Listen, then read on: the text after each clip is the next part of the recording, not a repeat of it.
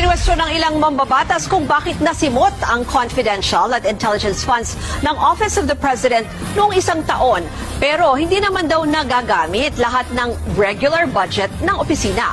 Sumalang sa plenary debates ang panukalang 27 billion pesos na budget ng Office of the President para sa 2026. Pinuna ni ACT Teachers Party List Representative Antonio Tino ang paggasta sa confidential at intelligence funds ng OP. Lumalabas na 1.1 billion pesos pala ang disbursement kada quarter sa CIF at ang utilization rate 100%. Ni isang kusing ay walang natitira po sa cash disbursements. Every single peso is spent.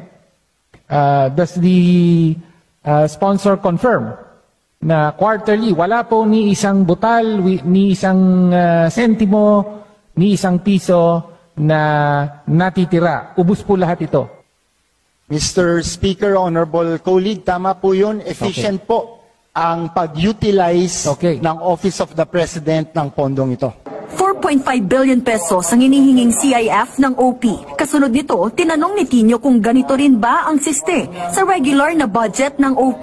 Dito lumabas na 78% lang ang nagagamit sa naturang pondo. Kaya tanong ni Tino, bakit kapag Confi at Intel funds, simot agad?